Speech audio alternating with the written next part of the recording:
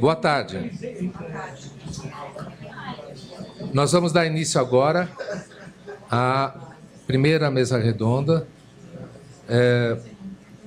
que tem o título Problemas e Temas da Historiografia da Ciência e Técnica. Quem vai presidir essa mesa redonda é a professora Maria Amélia Mascarenhas Dantas. Então, gostaria de chamar os outros membros da mesa redonda, professoras Lilian Achuel Martins, da USP de Ribeirão Preto, Maria Alice Prestes, da Biologia, da USP, Maria Gabriela Marinho, da Federal do ABC, e da Fiocruz, do Rio de Janeiro, o Luiz Otávio Ferreira.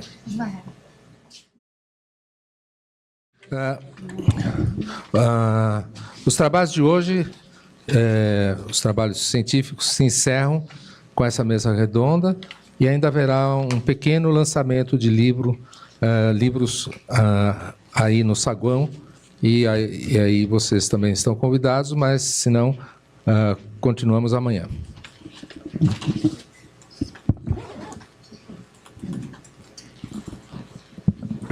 Então, vamos dar início a essa mesa redonda sobre o tema Problemas e Temas da Historiografia da Ciência e da Técnica.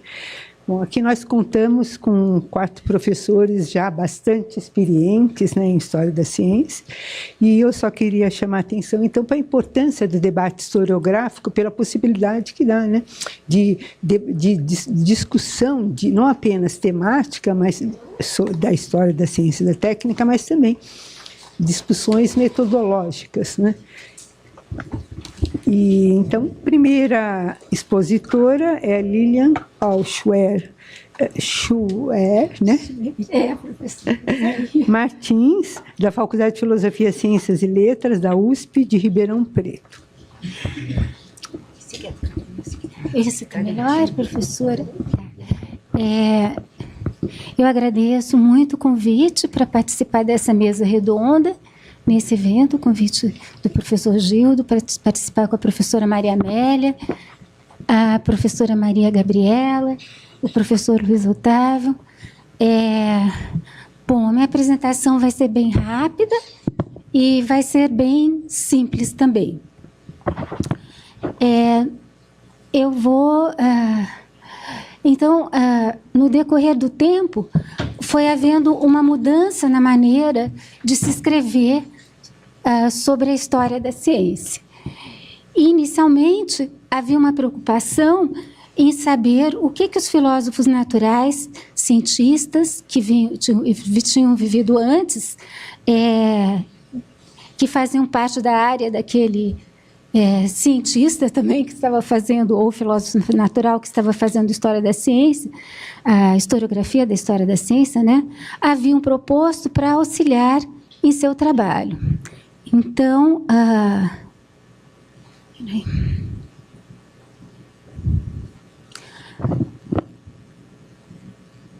só um minuto, está uma coisa meio estranha esse computador aqui. Consegui, mas... Ai, peraí. Não, ele não vai sair mesmo. Não, porque deu um problema de compatibilização com o pendrive, eu não consegui passar, e a internet do hotel também não estava funcionando. Então, no final do século XIX e início do século XX, se começou a mudar esse tipo de... primeiro, então, havia uns tipos de estudo que eram feitos do ponto de vista só da ciência. Por exemplo, o estudo de um matemático e físico, Montucla, que ele estudava só só a antiguidade, passava pela Idade Média, e era uma história só daquelas figuras, daqueles atores que tinham... que eram considerados, enfim. Depois, isso mudou um pouquinho. O Montucla foi no final do século XVIII. Aí se passou a estudar, com o Duhem, por exemplo, episódios colaterais também, não só se voltar para a Idade Média, e de Reim percebeu que houve na Idade Média uma atividade científica intensa, sim, ao contrário do que se pensava antes. E ele fez um estudo dos manuscritos medievais, enfim.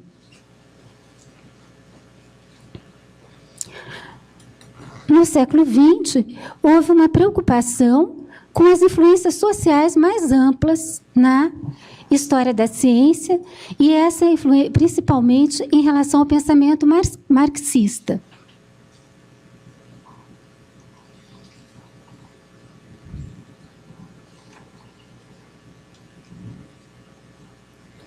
E aí era, então, uma abordagem que se chamava, então, de externalista. Então, se preocupava, havia uma preocupação em ver a questão dos fatores externos, né, na produção científica.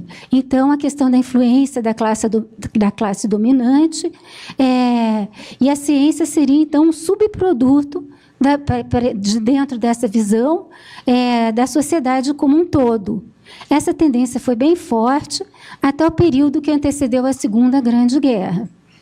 E havia, principalmente, 2 grupos trabalhando dentro dessa perspectiva. Um deles era o grupo do Bernal, que escreveu Science in History, em 1954, e dele o grupo inglês, né, que fazia parte dele, o Bernal e o Crowther. O Bernal, ele escreveu, então, uma história, Science in History, né? E ele tinha essa preocupação.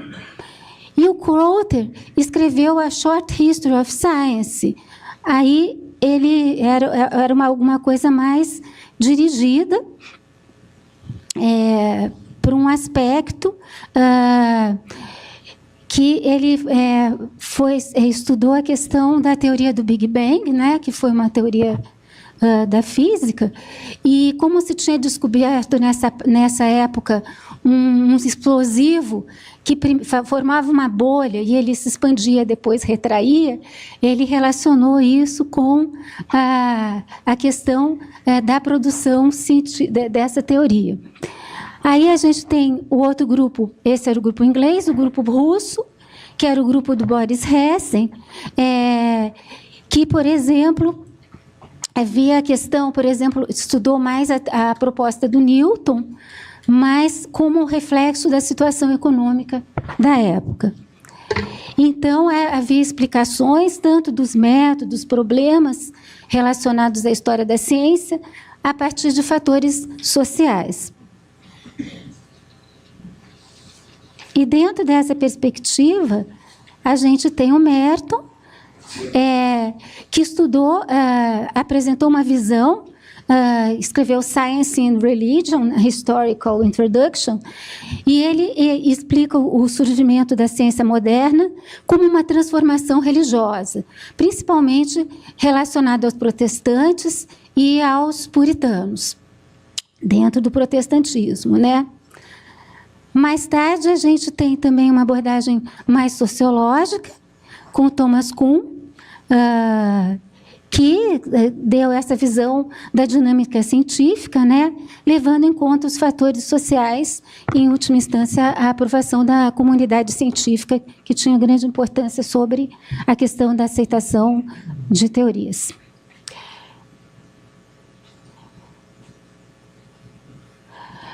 Nas décadas de 60 e 70, 1960 e 70, aí houve essa forte tendência de uma historiografia da história da ciência, explicações envolvendo a ideologia marxista. Então, e nessa época também apareceram alguns artigos, por exemplo, do Hanson e do Richard Burin, discutindo até que ponto, como seriam as relações entre a história e a filosofia da ciência. Se precisaria de filosofia da ciência para se fazer a história da ciência ou não, e eram posições diferentes. E, na década de 1980, houve um abandono do marxismo e da história ideológica e um retorno à biografia, à história política, administrativa, enfim. Depois disso, a gente tem outras tendências, né? Os Science Studies, por exemplo, né? Procurando identificar as dicotomias da ciência e tecnologia, natureza e cultura, teorias e experimentos. A gente tem o aparecimento do programa Forte do David Bloor, né? Teorias falsas e verdadeiras devem ser tratadas do mesmo modo, entre outras coisas. A gente tem o trabalho do Bruno Latour, com Laboratory Life. E, na década de 1980, a gente tem o Steve Woolgar e o Trevor Pinch, com Science, Technology and Society, uma nova abordagem, uma outra abordagem, né? E, mais recentemente, a gente tem o Collins e o Evans, com os estudos sobre expertise e experiência, procurando, digamos, minimizar os limites entre os experts e o público. Então, a forma de se fazer a história da ciência, de se tratar com a história da ciência, ela foi sofrendo modificações no decorrer do tempo, e é claro que existem modismos, né, em tudo. E eu só esqueci de falar aqui, porque eu não sei o que aconteceu na minha apresentação, que desapareceram os slides daqui, mas teve também foi muito importante o papel do Sarton, né, na criação da revista AISES, e do ponto de vista da historiografia da história da ciência que era lá apresentada. Tinha essas discussões também entre os dois pontos de vista, né, internalista e externalista. É só uma visão muito rápida e muito geral sobre essa parte, mas isso mostra que houve mudanças e que, como tudo na vida, existem modismos também. E, enfim, aí a gente tem a questão dos temas. Os temas também mudaram em relação a essas propostas. Alguns faziam aquela história de longa duração e outros trabalhavam com histórias mais pontuais, mais específicas e nas dessas diferentes abordagens, né?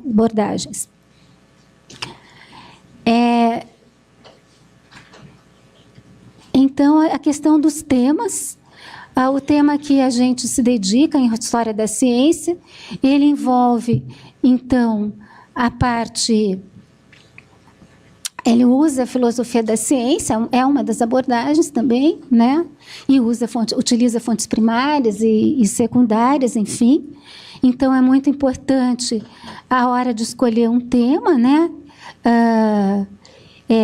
E normalmente as pesquisas que a gente trabalha, elas partem de uma questão, né? Dentro de um assunto, né? Então, por exemplo... o baixo impacto da teoria do Lamarck se deveu a uma proposta científica fraca. Então, essa resposta vai ser respondida do ponto de vista interno, né, consultando a proposta dele, as fontes primárias, e como era a ciência na época, qual era a concepção de ciência que se aceitava, as alternativas. Aí, se esse estudo mostrar que não, por exemplo, como foi o caso, a gente vai procurar os outros aspectos que podem ter contribuído para isso. E aí seria um outro tipo de abordagem, levando em conta outras questões. Então, tem que ser delimitado o assunto para que a pessoa não se perca, né? Evitar assuntos muito explorados, ou que não tem nada escrito sobre eles, que também fica difícil. E a questão que a gente for investigar vai determinar o tipo de abordagem que a gente vai adotar e também o material que estiver disponível. Também não faz sentido repetir o que já foi feito, então se faz um levantamento bibliográfico na historiografia disponível para poder ver sobre isso. É interessante trazer alguma coisa de novo sobre aquele assunto, rever o que foi feito, porque um dos trabalhos do historiador é rever o que foi feito, né, trazendo novas interpretações ou fazendo algumas correções, muitas vezes. E, para isso, é preciso que o historiador conheça o assunto científico que ele está tratando, e os períodos históricos mais recentes, eles têm muito mais pré-requisitos, e os períodos históricos mais antigos, eles têm muitos mais pré-requisitos, os recentes, pré-requisitos científicos, e os antigos pré-requisitos filosóficos, né? É importante, então, na escolha de um assunto, que a pessoa tenha um interesse por aquele assunto. Não dá para se trabalhar num assunto que não seja interessante para a gente, e que se possa ter um domínio a curto prazo. Então, deve-se evitar assuntos muito restritos ou muito vastos, e também deve-se procurar fazer alguma coisa que seja um trabalho que seja de interesse dos outros historiadores e do público em geral, e levar em conta o prazo que se tem para executar aquela pesquisa, e também acesso aos documentos e recursos, enfim. Conhecimento do período histórico, conhecimento de certos idiomas para determinadas pesquisas. Bom, agora vamos aos problemas para esse tipo de historiografia que eu estou dizendo aqui. Tá, quantos minutos, professora? Tá, rapidinho. Então, uma história da ciência descritiva, cheia de datas e informações relevantes, uma historiografia anacrônica, WIG, valorizando no passado só o que a gente aceita atualmente, ou dando uma ideia de um progresso, de uma questão, de um aspecto linear, busca, então, de precursores no passado para questões muito mais recentes, que é uma coisa que é criticada, inclusive, pelo Kang Yen e pela Metzger, por exemplo, e crítica a autores antigos utilizando argumentos e fatos muito posteriores, ou o oposto, a historiografia Prig, que consiste que a pessoa fique naquele período restrito, né, sem considerar o que vem antes e o que vem depois. E utilização ideológica da história, o apudismo, que é, por exemplo, se a gente vai trabalhar com Darwin, em vez de ir no Darwin, pegar uma citação, vai-se numa fonte secundária, ou já se ter uma visão preconcebida e selecionar dentro daquele autor o que corrobore aquela visão, sem levar em conta o que seja contrário. E o nosso desafio é tentar dar conta de tudo isso, já que nós somos criaturas do século XX, né? Muitos do século XXI, alguns outros, sem tentar fazer o melhor possível o nosso trabalho, independente da abordagem que se escolha. É isso, muito obrigada. Desculpem. Agradeço a Lilian por ter começado já mostrando as dificuldades, né, do trabalho em História da Ciência, ao mesmo tempo, como a História da Ciência foi mudando, você foi rápida ali, né, mas, ao mesmo tempo, levantou tantas informações e dando essa sua experiência, né, esse testemunho do trabalho do pesquisador, né, dos desafios do trabalho do pesquisador. Bom, nós estamos começando já a introdução ao tema da historiografia e vamos ter outras contribuições. Então, eu passo a palavra para o Luiz Otávio Ferreira, que é da Casa de Oswaldo Cruz Fiocruz e da Universidade do Estado do Rio de Janeiro. Vê se está funcionando. Tá sim. Boa tarde. Inicialmente, gostaria de agradecer o convite, né, para participar dessa mesa, né, do 2º Congresso de História da Ciência e Desafios Contemporâneos. Agradeço ao professor Gildo, que é o coordenador. Agradeço também à professora Maria Amélia, os colegas da mesa.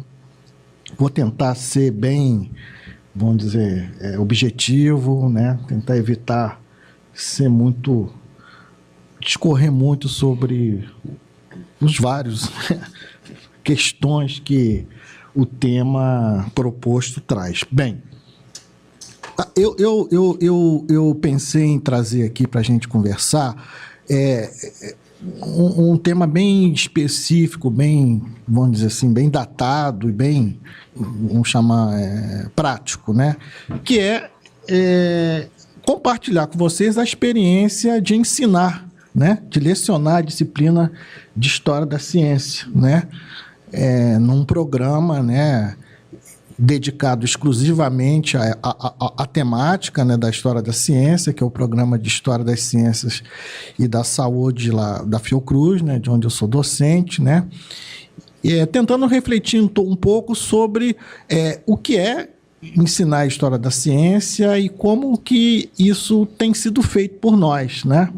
Evidentemente que eu vou apresentar aqui a minha visão particular, né, não é a visão institucional do programa sobre o que é o ensino da disciplina, né, lá no nosso programa da Fiocruz, mas é parte da minha experiência como docente do programa, né, e essa experiência é compartilhada, evidentemente, com outros colegas, tá? Então, eu dei o título Lecionando História e Historiografia das Ciências, que esse é o nome que a disciplina tem no nosso programa, dilemas e tendências da prática do ensino da disciplina. Isso. Eu vou fazer uma pequena apresentação do programa, né? Então, como eu disse, é um programa de História das Ciências e da Saúde, que foi implantado no início dos anos 2000, 2001, né? Então vai fazer 18, 19 anos de funcionamento. É um programa formalmente vinculado à área de História da CAPES, né? Sub-área História da Ciência. E, né, é um programa de ciências humanas inscrito numa instituição de pesquisa biomédica e de saúde pública. Então, eu estou apresentando esse contexto, né, para situar, então, né, aonde e em que situação o ensino dessa disciplina ocorre, né? Esse programa, ele por ser um programa vinculado à área de História, ele preferencialmente, vamos dizer assim, né, recebe alunos oriundos da História, né, mas não necessariamente, né, normalmente os alunos oriundos, né, de cursos de História, estrito senso, formam uma pequena maioria, eles nunca são uma maioria absoluta, né. Então, na prática, o corpo discente é um corpo multidisciplinar, né, tem História, mas também tem muitos alunos oriundos da área psi, saúde coletiva, médicos, enfim. Né? O corpo discente do programa ele é multidisciplinar, vamos chamar assim. E também é multidisciplinar o corpo docente, né? Que também não é constituído majoritariamente de historiadores, né? Tem historiadores, tem cientistas sociais, tem médicos, né, farmacêuticos, tem, né, que afunilaram, vamos dizer assim, as suas formações, sobretudo a nível de doutorado, justamente em função dessa inscrição no programa, né, na Casa de Oswaldo Cruz e no programa de História das Ciências e da Saúde. O que eu estou querendo dizer é que a partir de trajetórias muito diferentes, né, os docentes foram convergindo, né, para esse campo da História das Ciências e da Saúde, e isso evidentemente tem repercussão sobre a forma como, né, a História da Ciência é ensinada no programa, né? Então, na verdade, eu quero chamar um pouco da atenção para essas peculiaridades. Uma peculiaridade institucional, um programa de História numa instituição de pesquisa biomédica e de saúde pública, e um programa que tem um corpo docente multidisciplinar, né? E também um corpo docente multidisciplinar, né? Tanto o corpo docente como o corpo discente, eles fazem trajetórias de aproximação desse campo, né? Ninguém originalmente militava intelectualmente no campo da História da Ciência, né? fomos nos tornando historiadores da ciência, né? E fomos nos tornando historiadores da ciência a partir das nossas formações, inscrições acadêmicas prévias, né? Então, não existe nenhum historiador da ciência raiz, né, no nosso grupo. A disciplina de historiografia das ciências no nosso programa é uma disciplina de formação, é uma disciplina obrigatória, né, para todos os alunos, é uma disciplina oferecida no primeiro semestre, né, para o mestrado e para o doutorado. Então, é a disciplina que é responsável pela socialização, né, dos estudantes no campo, né? Depois dessa disciplina, eles vão cursar outras disciplinas, mas são disciplinas mais específicas, que têm a ver com os assuntos, os temas de suas teses, ou com a dinâmica das linhas de pesquisa do próprio programa. Então, essa é a disciplina responsável pela socialização dos estudantes de mestrado e doutorado no campo, né, da história das ciências. E tem sido, a nossa experiência tem mostrado que, tanto para os estudantes como para os professores, tem sido, que eu chamei aqui de uma disciplina intrigante, né? Intrigante por várias razões. Uma eu já expus aqui, que enfim, o corpo docente e o corpo discente está se tornando historiador da ciência, né? Não existe uma formação unificada, então as percepções, as abordagens, né, são diferentes, né? E isso cria um certo, que eu chamei aqui, emprestando um termo bastante recorrente, um termo clássico, né, um conceito da área, né, que eu chamei aqui de incomensurabilidade das ciências como objeto e tema de uma disciplina de formação, né?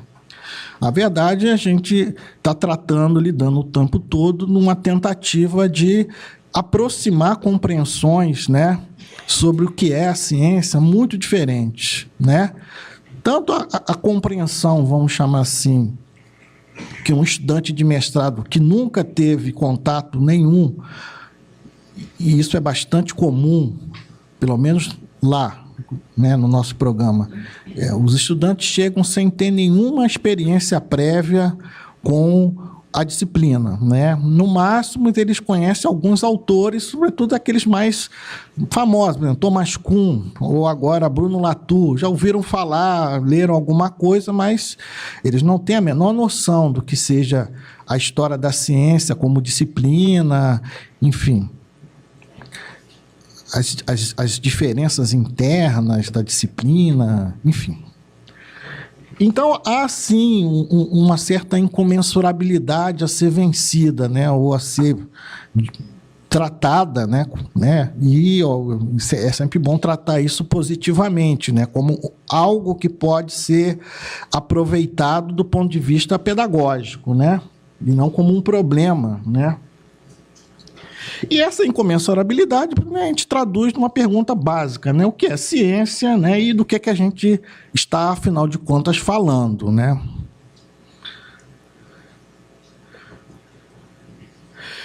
Eu fiz um exercício, então, para essa apresentação, que foi comparar o programa da disciplina nessa década, né, em 4 anos diferentes, né? Eu escolhi 2012 e 2013, e 2016 e 2017. Contemplando, então, anos em que eu ministrei a disciplina. Essa disciplina é sempre ministrada em dupla, né? Então, são 2 professores que respondem pela disciplina. Eu participei de um ou 2 cursos desses, nos outros eu não participei. Uma tentativa, né? Houve uma tentativa de criar uma espécie assim de programa padrão ou de currículo padrão, né? Que é mais ou menos seguido, mas isso isso não é uma decisão, né? Não existe uma ortodoxia, né? Os docentes têm certa liberdade, mas foi uma tentativa de responder, né, do que a gente está falando, afinal de contas, né, para tentar, então, que a socialização dos estudantes fosse uma socialização minimamente coerente, né? Num ano é assim, no outro ano é assado, e aí isso não é muito, do ponto de vista do ensino e da formação, né, uma boa aposta, né? Bem, então eu resumi, então, esses 4 programas, né, desses 4 anos, 12, 13, 16, 17, não é 7, eu errei ali na digitação, listando todos os autores de leitura obrigatória, né? Eu não estou considerando aqui os autores que estavam incluídos na lista de leitura complementar, leitura obrigatória, né? Classificados por temática, né? Como é que nos programas eles são apresentados, em que temáticas esses autores são acionados, a leitura desses autores é acionada, e a frequência deles, né, nos programas nesses 4 anos escolhidos, né? Os autores em vermelho são aqueles que de maior frequência, né? São aqueles que são citados nos programas de curso nos 4 anos escolhidos, né? O Merton, né? Normalmente ele aparece, né, relacionado à temática da ciência como instituição social. O Kapil Raj, né? Que é um historiador indiano, né? Situado institucionalmente na França, né? Que trabalha com o tema da circulação do conhecimento. O Bruno Latour, né, que acho que dispensa apresentação, que eu classifiquei genericamente no campo dos estudos sociais da ciência. Eu sei que tem polêmicas, mas, enfim, é apenas uma classificação de ordem prática, tá? Sem entrar em nuances. O Simon Schaffer, né, e o Steve Shapin, né, também são autores frequentes nos 4 anos, né, também classificados no campo dos estudos sociais. O Mário Biagioli, né, que aparece, né, quase que solitariamente no que eu chamei de posição social do cientista, né? Estou falando do livro dele sobre o Galileu, né? O Barry Barnes é um autor surpreendentemente bastante recorrente. Tá, ok, obrigado. O Fleck, o Thomas Kuhn, evidentemente, o Alexandre Poiré, o John Harry, que é um autor de um livro, né, uma espécie de uma grande revisão sobre o tema da Revolução Científica, e o Paulo Rossi, que também é um historiador especialista em história da ciência e do conhecimento, né, que também é bastante... foi citado nos 4 programas de curso. Agora eu estou apresentando para vocês, então, as temáticas mais frequentes, né? Circulação do conhecimento, estudos sociais da ciência, história das ciências e revolução científica. E os autores, né? O tema circulação do conhecimento é um tema que ele está presente, né? Nos programas, e o autor que introduziu, né, vamos dizer assim, né, o tema foi introduzido a partir da leitura do Kapil Raj, né? Depois houve um movimento, eu achei interessante, né, de retomar uma discussão sobre a discussão em torno do Basala, né? Ele está presente aqui, ele aparece, então, né, como um autor que obrigou, né, assim, como dar um passo atrás, né, para poder entender exatamente do que estávamos falando. E depois, agora, começam a aparecer autores mais recentes, né, como o Manolis e Simone, enfim, que expressam um pouco como essa temática da circulação do conhecimento tem sido discutido no programa. Os estudos sociais da ciência, enfim, já são um tema mais ou menos clássico, né? Eu acho que os autores são os autores, assim, de referência, né? Latour, Bloch, Calon, Simon, Schaeffer, enfim, e que tem ocupado e tem, né, nos programas mais recentes, né, os estudos sociais da ciência estão ocupando, né, mais espaço ainda dentro dos programas, né, das disciplinas, né, estão se tornando um tema, vamos chamar aqui, hegemônico, né. A temática História das Ciências é a temática propriamente sobre a disciplina, né, e não sobre a história no sentido, né, de processos, né, acontecimentos, etc., né, mas a discussão sobre a origem da disciplina. Por isso aparece o Sarton, né, e o autor que tem sido nossa referência é o Gravoglu, está faltando um R ali, né, que é um autor, um historiador grego, né, que tem um livro até traduzido em português do Portugal muito bom, né, como uma obra de introdução à disciplina que tem sido utilizado. E, finalmente, o tema da revolução científica, né, que é a temática inaugural da disciplina, né? A disciplina se constitui, que a colega que apresentou antes de mim já fez menção a isso, a disciplina se constitui né, na primeira metade do século XX, também na segunda, em torno da discussão sobre a revolução científica, né, enquanto evento histórico, né, como também como transformação do pensamento científico, enfim. A constituição da ciência como instituição, né, social. E os autores, então, são esses, né, os autores que são utilizados, e o Alexandre Poiré, e como eu já falei, o John Harry e o Paulo Rossi são autores também com bastante, né, citados nos 4 cursos. Esse tema também é um tema que está, ao contrário dos estudos sociais da ciência, é um tema que, aliás, os dois, né, esses dois temas são temas que estão perdendo espaço, enquanto esses 2 temas são temas que estão ganhando espaço no debate historiográfico do nosso programa, né?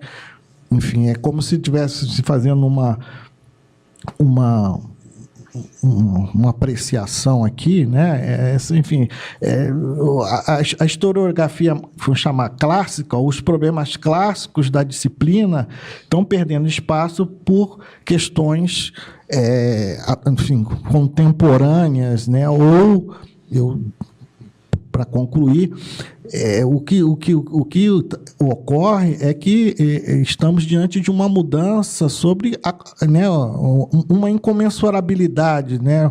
Esses 2 blocos de temas, né, eles abrigam discussões sobre o que é a ciência, seu significado, etc., muito diferentes, né? E, portanto, o ensino da disciplina no programa, ele está em mudança, ele está se transformando, né? Bem, é isso. Vamos deixar, então, para discussão. Muito obrigado. Obrigado, poxa, britânico. Agradeço ao Luiz Otávio. Bom, nós estamos vendo que o tema... Bom, aqui o Luiz Otávio começou falando mais, então, do ensino, formação de historiadores da ciência, né? Mas mostrando como as múltiplas possibilidades, né? Bom, então, vamos passar agora para a professora Maria Hélice Prestes, do Instituto de Biociências da USP.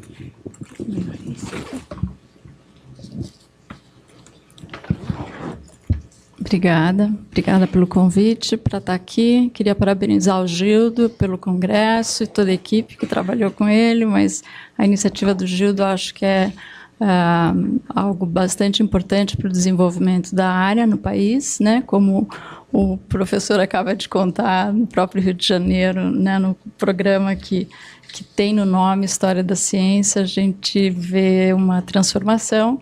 E então acho que é hora da gente aumentar mesmo os fóruns, e é ótimo que isso esteja acontecendo aqui na Universidade de São Paulo. Eu vou ler para não fugir do tempo, mas de qualquer forma você me avisa, tá? Se eu passar.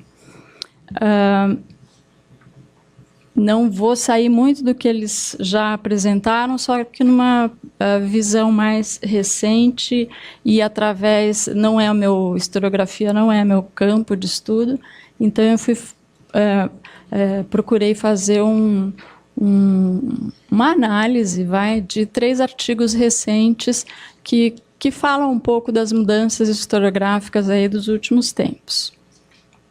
Então, eu vou começar com um capítulo da historiadora da biologia Lynn Nehardt, que em 2016 propôs 2 metáforas sugestivas para representar a mudança profunda por que passou a história da ciência por volta da década de 1980. Então, não vou lá para trás como vocês, vou falar mais aqui do nosso presente. Até cerca de 35 anos atrás, segue a historiadora, admitindo até um certo exagero, ela diz que a imagem que poderia capturar a velha história da ciência predominante seria de uma árvore das ideias científicas enraizadas nas bases da cultura ocidental e talvez se estendendo ainda mais para baixo ao Antigo Egito e Babilônia. Nesse quadro, diz a Nehardt, a tarefa do historiador era o de traçar o crescimento da árvore e de seus galhos.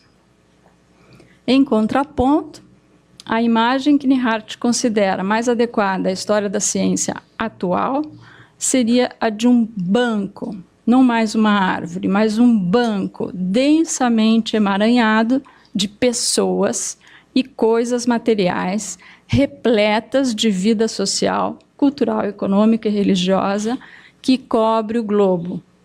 A tarefa do historiador agora é a de esclarecer de que modo, dentro dessa massa de atividades, certas formas de conhecimento e prática passaram a ser entendidas como ciência. Obviamente, o passado não mudou, mas mudou o que esperamos que o historiador da ciência profissional saiba e se importe. Em vez de buscar conhecer o desenvolvimento estrutural da árvore ou do edifício da ciência, para lembrar outra metáfora batida da antiga historiografia, a tarefa é agora de buscar conhecer o que sustentou a ciência socialmente, culturalmente, materialmente e quem se beneficiou ou sofreu na sua formação.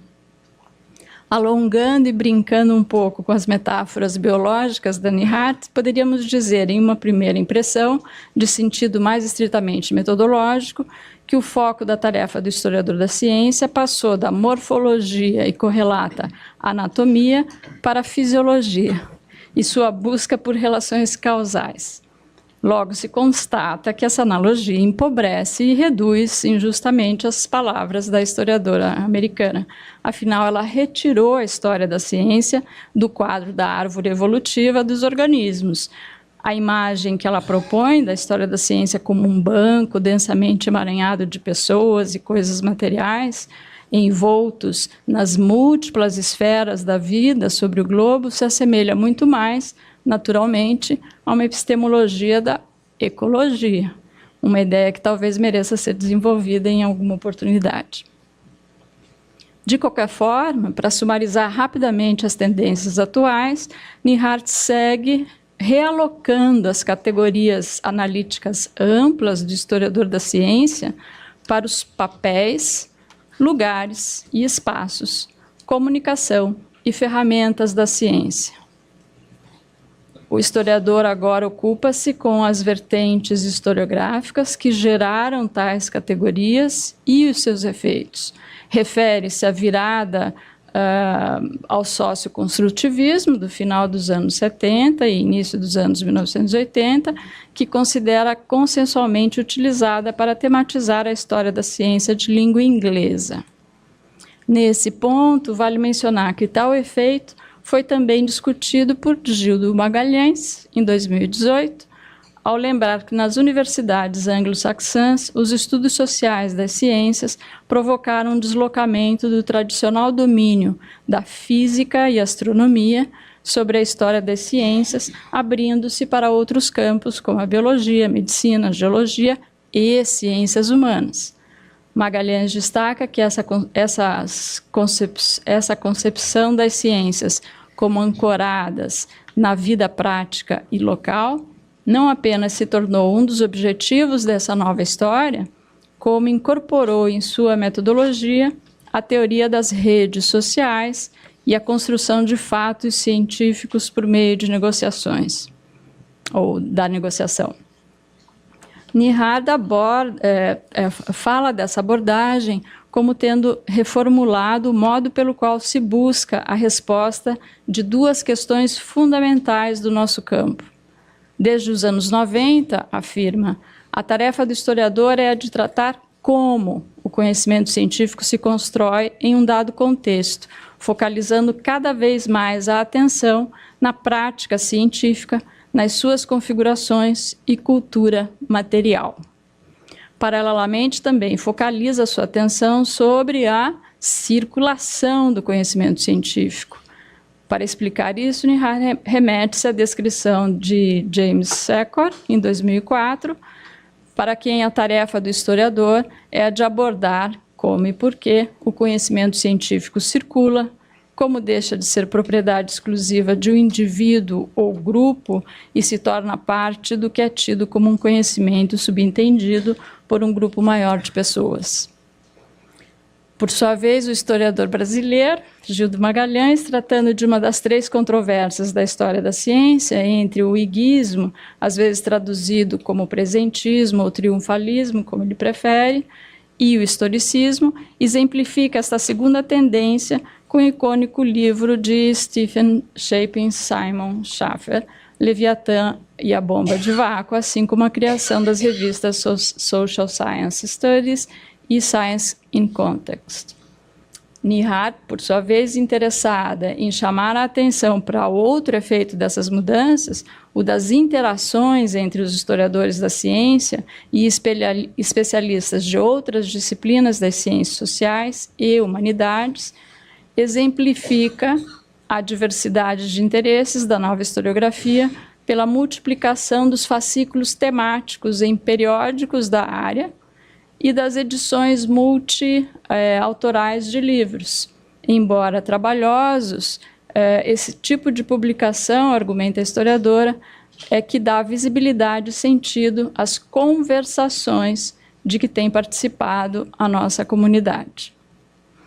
Eu tracei, então, paralelos até aqui, e me perdoem se excessivamente superficiais e gerais, entre as metáforas e mapeamento caligráfico que caracteriza as mudanças na história da ciência anglo-saxã, por Nihard, e algumas das reflexões de Gildo Magalhães sobre as três vertentes de controvérsia historiográfica das ciências.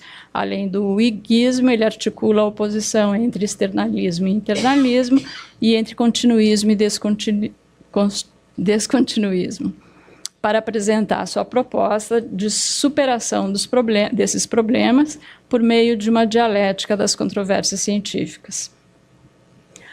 Eu gostaria agora de introduzir um terceiro elemento, que são as reflexões também recentes de outro historiador e filósofo da biologia, Robert Richards.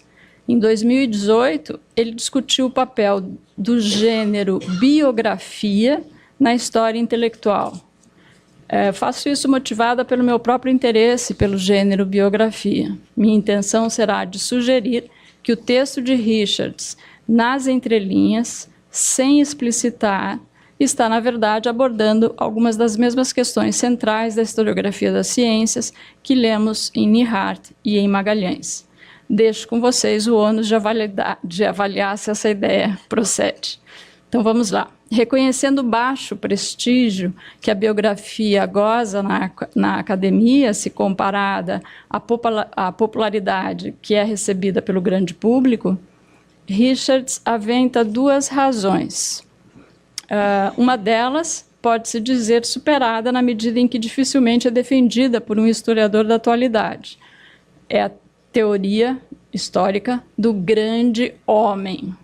Esse tipo de biografia assume que as realizações intelectuais ou culturais surgiram na mente de um gênio isolado.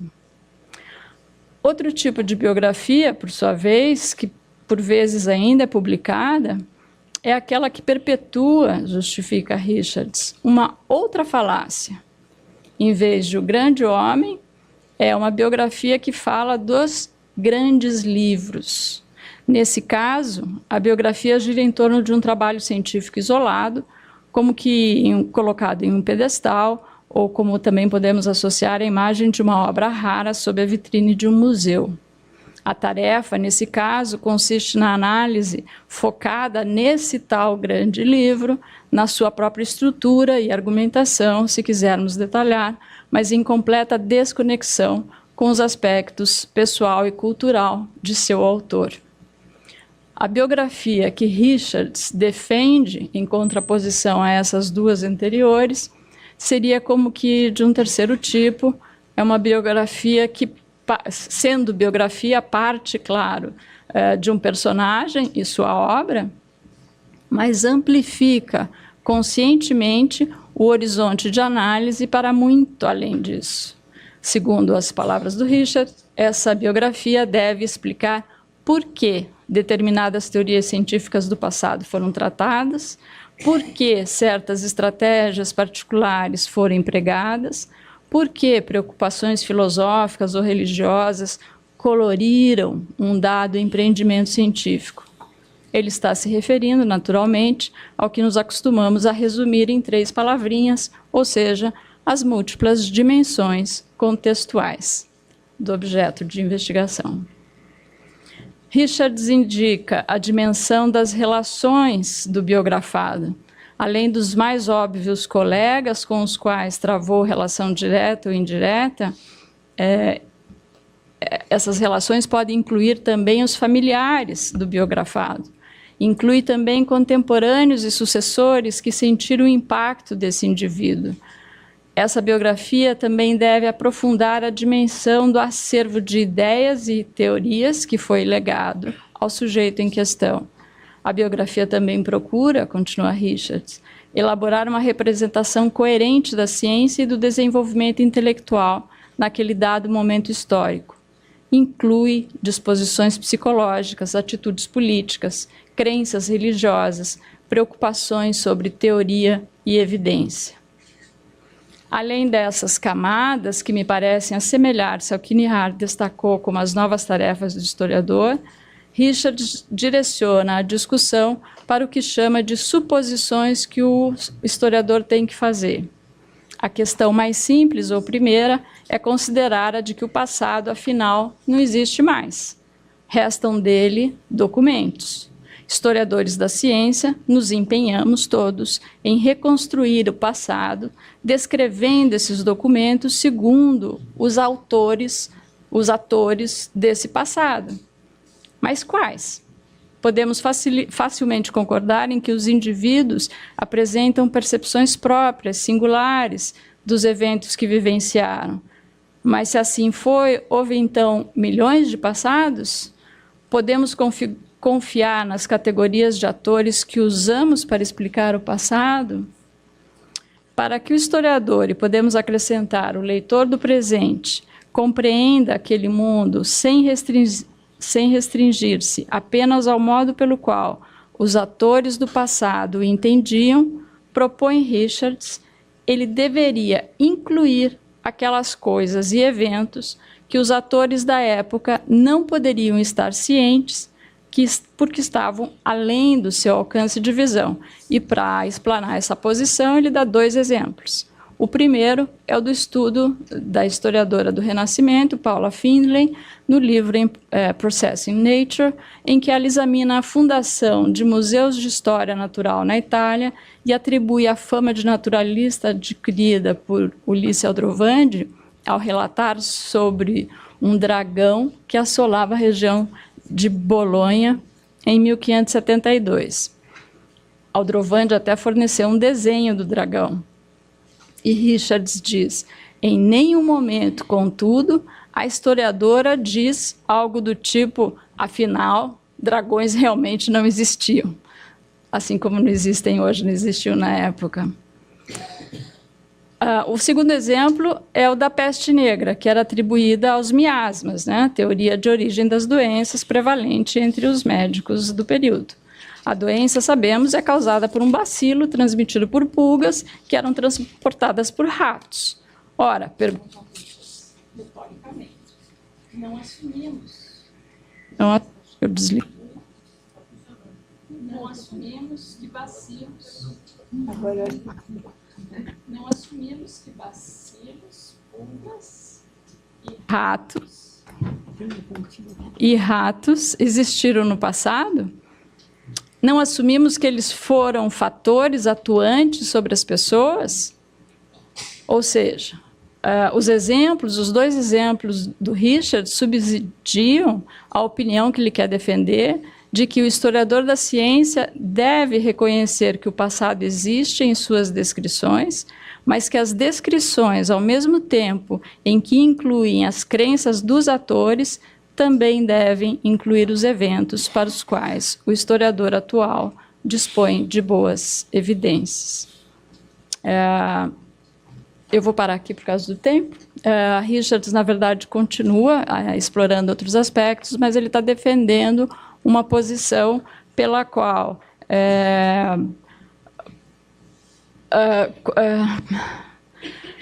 eu vou tentar chegar aqui na conclusão final, que pelo menos no caso do gênero biografia, a concepção da antiga biografia de grande obra, que pressupõe que a obra fala por si mesma, e que eu estou atribuindo a ser um representante de um internalismo exclusivo, desprendido de contexto, dificilmente tem ou virá a ter algum lugar, de novo, na história da ciência. Obrigada.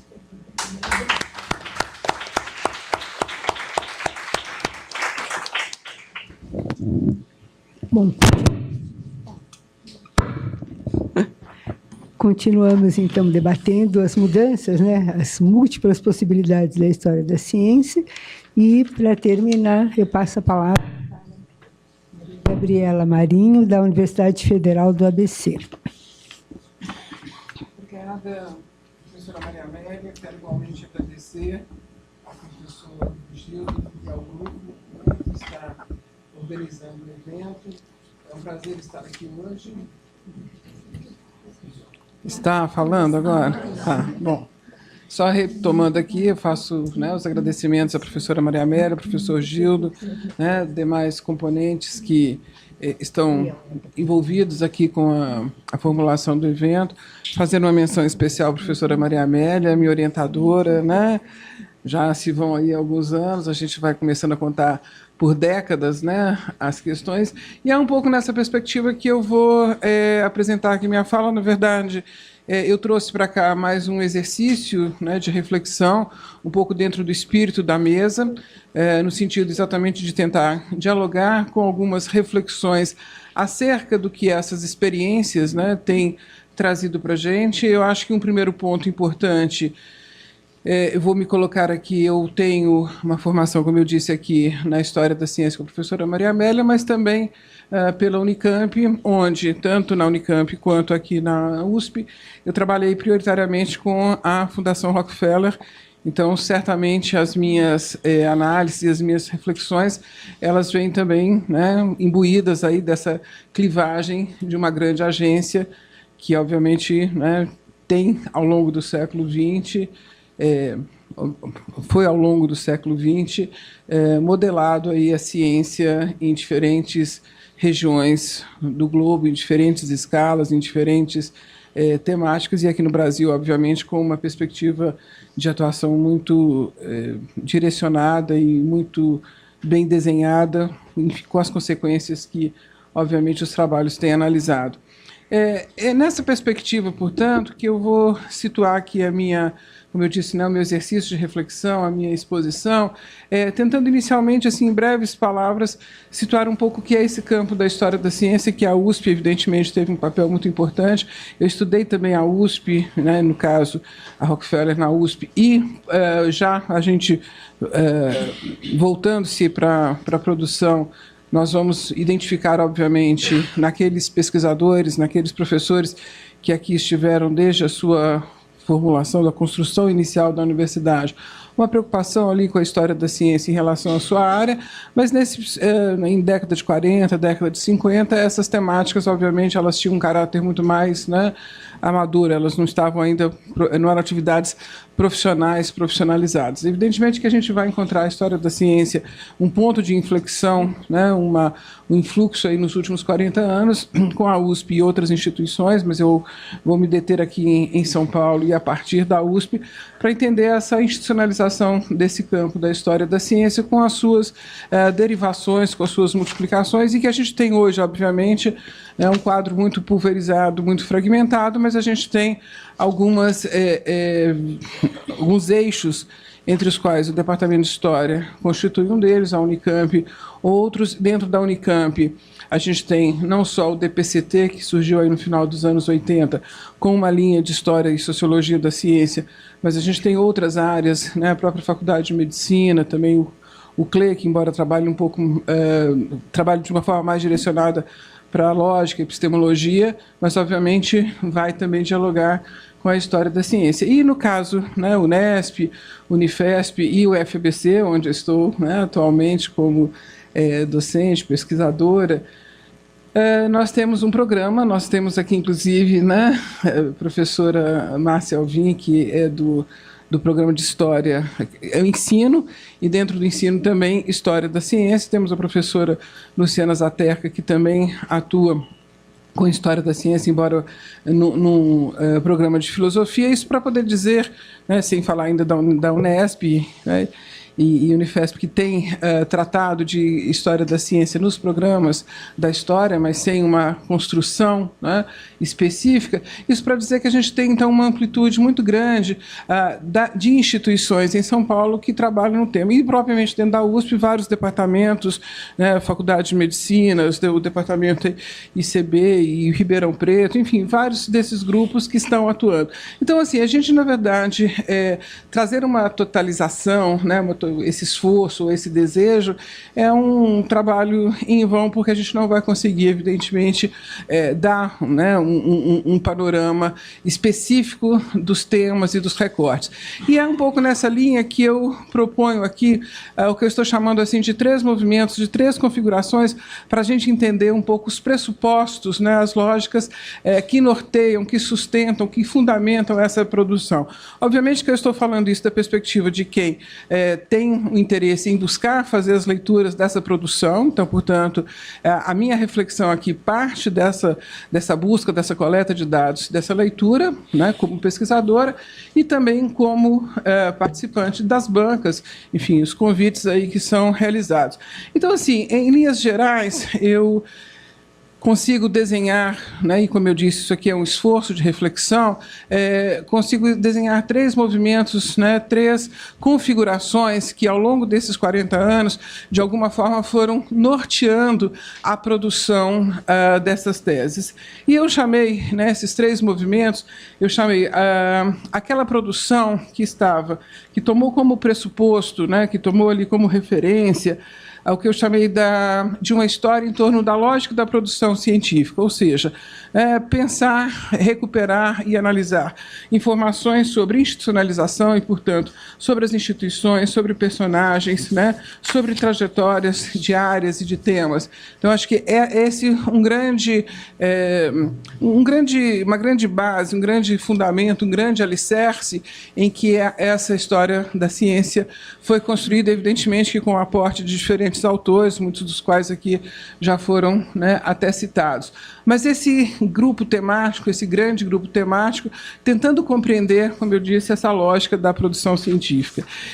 Eu acho que há um momento... Veja, isso aqui não são etapas, evidentemente que essas questões elas se entrecruzam, mas é possível a gente perceber um segundo movimento, que é aquilo que eu chamo de uma lógica das interações. E essa lógica das interações, elas estão analisando, elas estão, na verdade, se voltando para uma produção em torno de fluxos, de processos, de espacialidades e também de trajetórias, novamente. Né? Essa ideia de trajetórias, porque a gente pensa na dimensão do próprio tempo e dessas perspectivas, exatamente nesse sentido mesmo, né? De como interagem atores, como interagem as instituições. E uma que eu vou dizer que seria assim, mais recente, e eu acho que ela é mais recente, e ela é mais recente também movida, estimulada muito por primeiro por um desejo, né, permanente, irrefreado, irrecusável, que nós, enquanto, né, sociedade, enquanto grupo, né, de produção de conhecimento, enquanto acadêmicos temos, de não nos furtarmos a refletir sobre as assimetrias, as iniquidades, né, que nós convivemos e que todos sabemos, e que eu diria que parte por aquilo que eu tenho chamado de um pouco a lógica dos compromissos. Então, tentar compreender quais são os compromissos que condicionam a produção da ciência e a produção do conhecimento. Como é que se formam as agendas, né? Quais são esses fluxos e esses processos que definem o chamado mainstream, que definem a própria excelência científica, né? O que são esses pressupostos, na verdade, e como é que nós, enquanto comunidade, nós científica, nós enquanto sociedade, né? Nós enquanto um elemento, né, tão pendular e tão instável nesse jogo de assimetrias, globais, de iniquidades globais, como é que a gente, na verdade, pode analisar e pode reconhecer aqueles condicionamentos que nos fazem, né, o que somos e que nos colocam a pensar da maneira como nós pensamos, a reproduzir determinadas lógicas, ou uma busca incessante, né, uma busca aí de Sísifo, de uma tentativa de uma autonomia intelectual, de uma construção intelectual, e que muitas vezes a gente vai jogar na ciência esse papel redentor e essa expectativa dessa, né, possibilidade dessa autonomia intelectual. Eu acho que essa lógica, né, dos compromissos, ou seja, a lógica dessa formulação, é um movimento que ainda está, do meu ponto de vista, e como sempre eu digo, aqui se trata de um exercício de reflexão, né, tentando compreender pela produção que está posta, que está dada, e aí eu falo, né, novamente, dessa maneira pulverizada, dessa maneira fragmentada que nós temos produzido, né, esses elementos, eu entendo, né, que se trata de uma pulsão, de um desejo, de uma necessidade que nos acompanha e que nos permanece. E aqui eu vejo que temos algumas questões importantes, mais específicas em relação às teorias da história. Eu acho que os estudos pós-coloniais eles têm representado um papel muito importante nessa reflexão, né? Os estudos pós-coloniais, que obviamente se diferenciam, né, dentro aí do grupo das epistemologias do Sul, né, dos trabalhos da decolonialidade, mas que eles fazem, na verdade, um movimento, eles carregam, eles trazem, né, uma relevância no sentido de fundamentar e de sustentar essa reflexão em torno dessa busca, em torno dessa compreensão, em torno, na verdade, dessa permanente inquietação que nos, enfim, que move, né, a nossa necessidade de estar no mundo de um modo que existencialmente seja mais relevante, que seja, né, mais consequente, que seja, de algum modo, uma resposta, como eu disse, diante das iniquidades.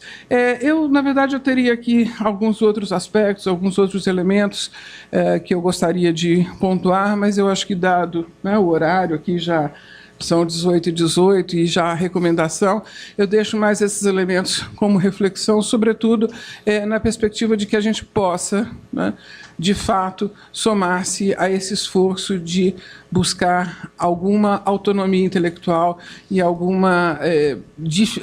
fazer uma diferença do ponto de vista de não apenas reproduzir os modelos, mas de construir efetivamente uma reflexão que nos posicione de uma maneira mais paritária nesse grande debate em torno de, afinal de contas, né, quem somos nós e o que podemos construir. É isso, Maria Amélia. Obrigada. Muito obrigada. Agradeço a Gabriela, que aqui acabou colocando mais até a questão da produção de história da ciência no Brasil, né? E, bom, agora vamos abrir ao debate, né? Para quem quiser escrever. Seu nome? Maurício. Maurício. Maurício, bom, obrigado pela excelente mesa, né? Eu tenho duas perguntas para a professora Maria Elice e uma pergunta para o professor, que são as seguintes, né? Para Maria Elice, para a professora Maria Elice, agora deu? Então, é uma questão sobre a biografia, né? Eu acho essa perspectiva excelente, mas me parece que os autores que você citou, eles não vão tão radicalmente quanto seria necessário ir, porque a gente tem que sair da biografia do grande nome mesmo, e da biografia intelectual também, da biografia dos grandes autores, para passar para a biografia das pessoas que estão começando a investigar, né? Dos anônimos. Isso é a biografia de fato, né? Do indivíduo. E uma biografia desse jeito, ela vai tirar de cena os grandes heróis da ciência, Darwin, Newton, Pasteur, Descartes, e vai procurar aqueles que foram literalmente esquecidos pela história, que esses são, às vezes, os que fizeram as contribuições originais, né? Eu queria saber o que você acha disso, né?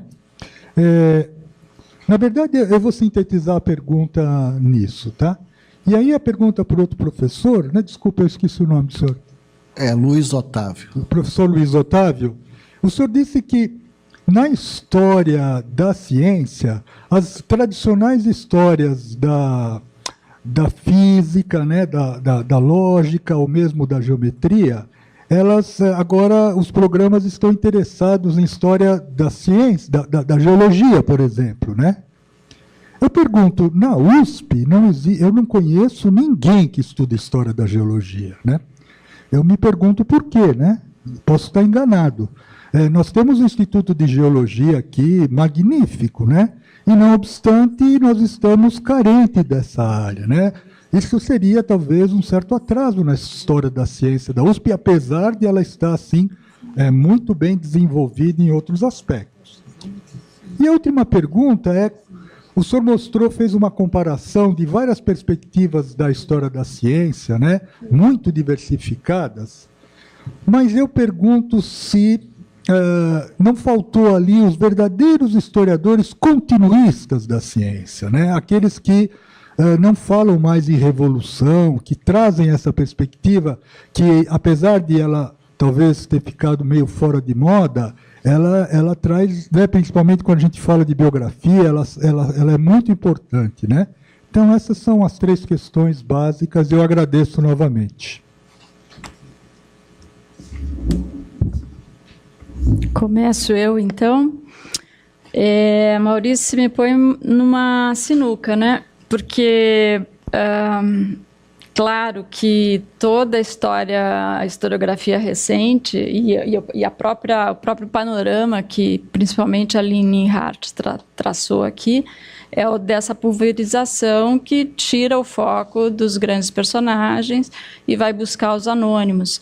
E a gente poderia citar vários autores e vários livros, inclusive, sobre os invisíveis ou os anônimos. Eles adquirem, inclusive, denominações variadas, né?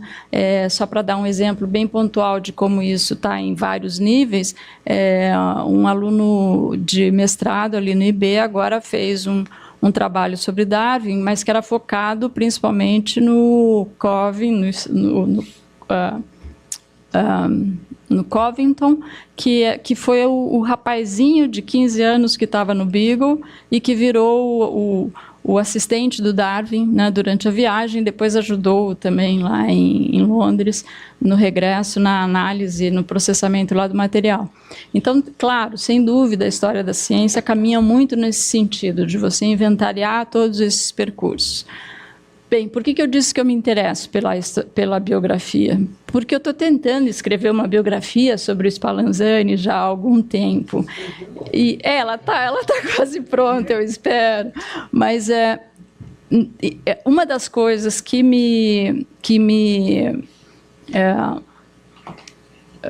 enfim, uma das questões que eu sei que eu vou ter que tratar, e logo na introdução do livro, é por que fazer uma biografia dentro desse contexto.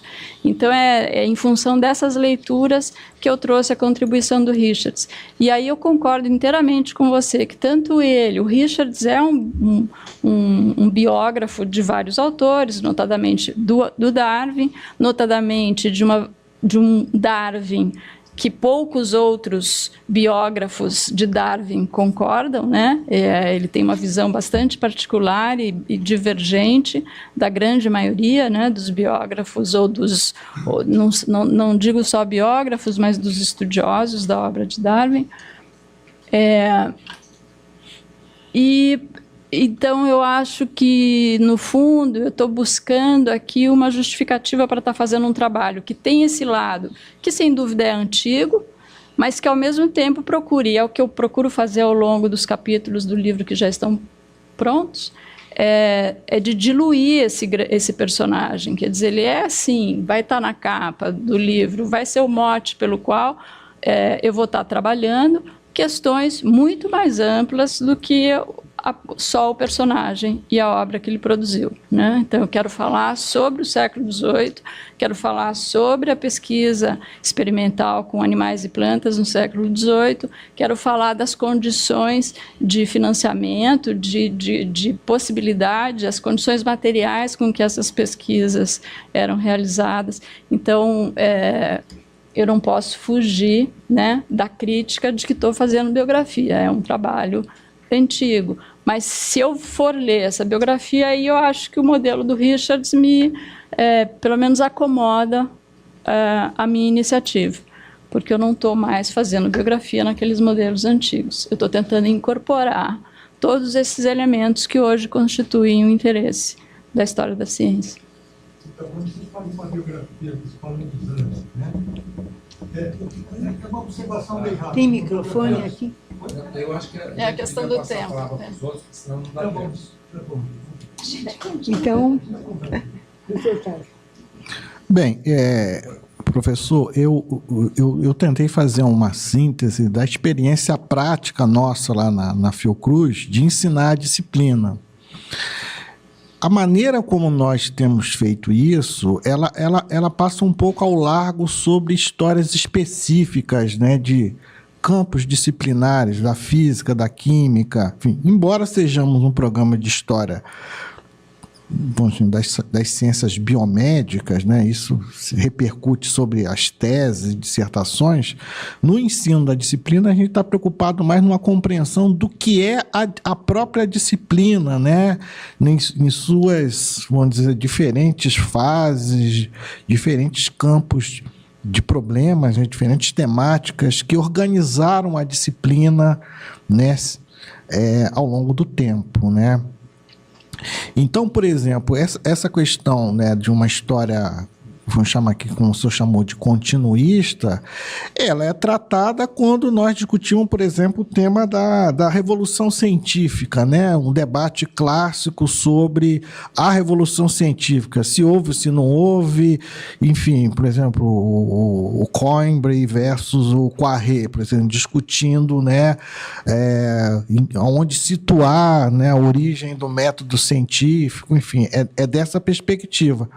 Evidentemente que essa visão continuista da história da ciência, ela sofreu, né, vamos dizer assim, entrou um certo ocaso, né, sobretudo a partir dos anos 80, pelo menos, sim, que tá, né, depende né, da historiografia que está sendo privilegiada, né, evidentemente que existem ainda bons trabalhos, né, em história da ciência que adotam essa perspectiva, né, eu estou tentando mais falar de uma tendência, né, como eu falei, né, o tema da circulação do conhecimento e o tema da produção social, né, do construtivismo, ele tem ocupado mais espaço, né, nos programas do que os temas clássicos, né, como Revolução Científica e a própria constituição da disciplina, né. Eu acho que é um pouco nessa direção que eu tentei explanar aqui. Bom, mais uma... Podíamos mais dois, né? Mais boa um noite. só? Mais um só. Boa noite. A minha pergunta é rápida, acho que talvez dê tempo de fazer outra, é uma coisa bem pontual mesmo. Eu queria perguntar para a professora Maria Elice... Matheus, desculpa. Matheus. Eu queria perguntar para... instituição? Oi? Da UFRJ. Eu queria perguntar para a professora Maria Elice qual era a referência a primeira historiadora da biologia que você falou, que usa as duas metáforas. E eu queria perguntar para a professora Maria Gabriela, que eu não sei, acho que provavelmente eu me perdi, mas você falou de 3 grandes movimentos ou configurações e eu peguei o mais recente, essa lógica dos compromissos, esse movimento dos fluxos, dos processos, espacialidades, enfim, essa questão muito relacionada aí com o STS, talvez, de certa forma, mas eu não peguei qual seria o outro, e aí eu fiquei curioso para saber. Só isso mesmo. Obrigado.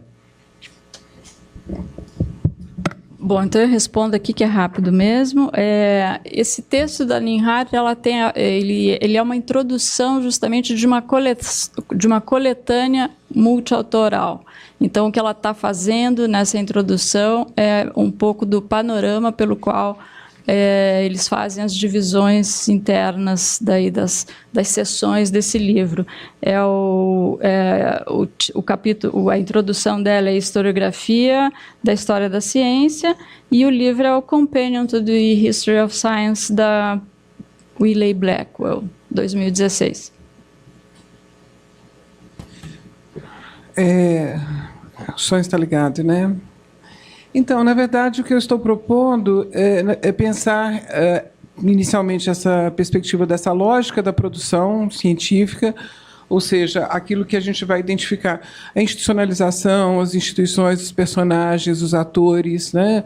Um pouco, digamos assim, quase que dessa infraestrutura de produção desse conhecimento.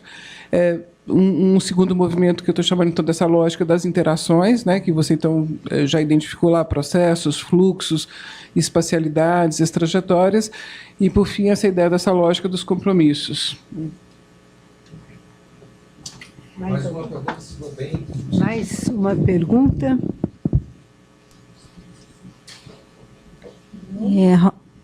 Ligado? Rosa Naves, da Escola Politécnica da Fiocruz. Então, uma pergunta para o Luiz Otávio. Assim, você terminou a sua intervenção falando que, a partir daqueles 4 campos, assim, haveria 2 blocos, né?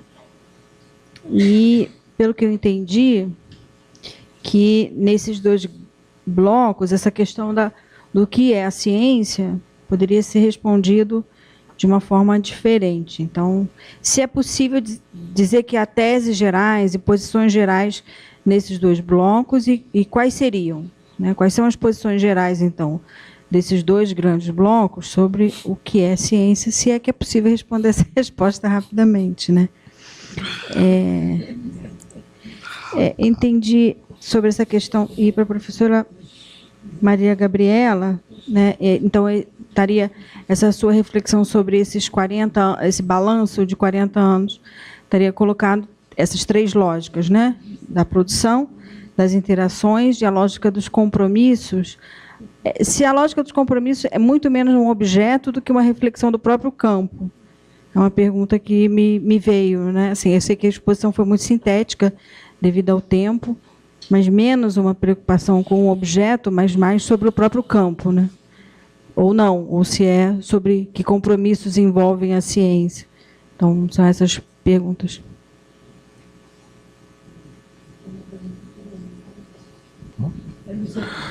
Bem, Rosa, eu não vou responder, porque, enfim, aí seria...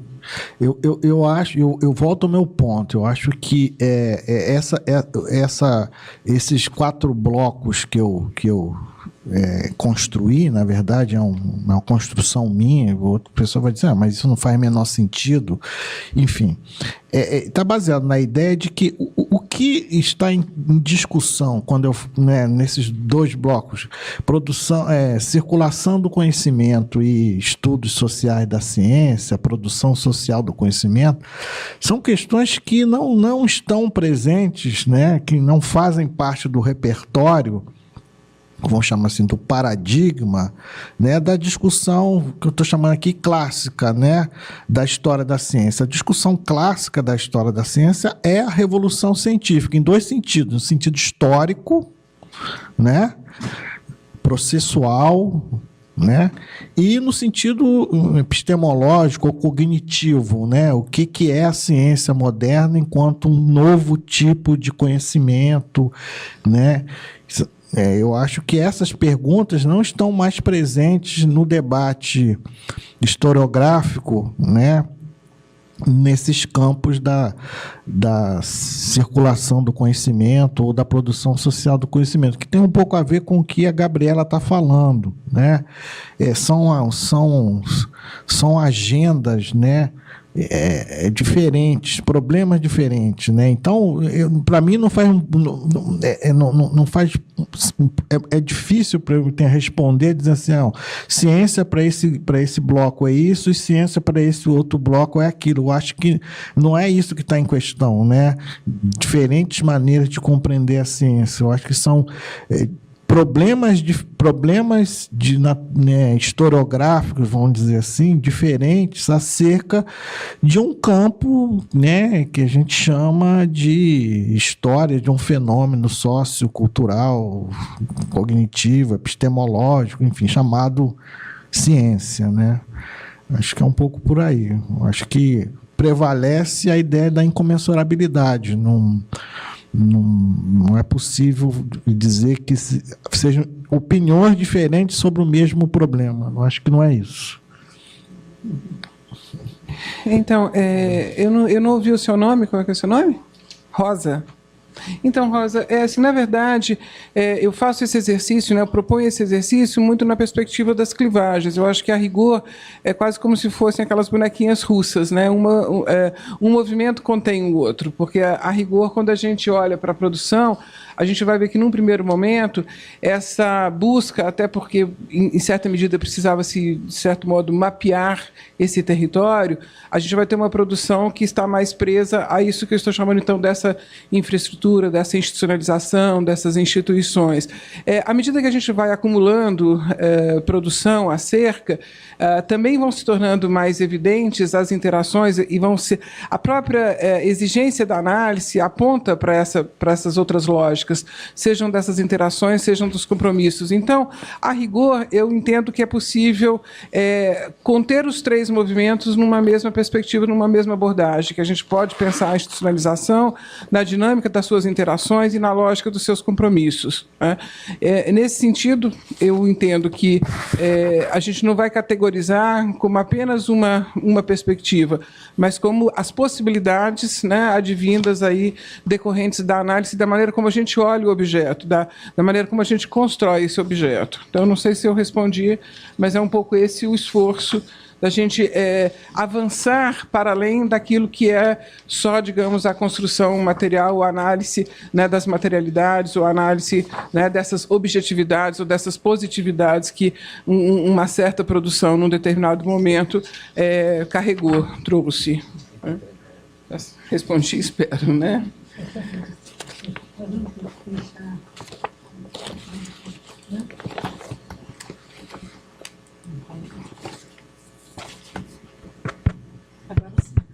nós vamos ter que entregá-lo ao auditório, né, como o Gildo está falando, mas o que dá para ver, eu acho que esse tema é um tema que merece outros debates, né, porque, no fundo, o que está sendo pensado aqui é o que é a história da ciência, o que é fazer história da ciência, que é uma área que teve uma transformação muito grande, né, nos últimos, digamos, 40, 50 anos, né?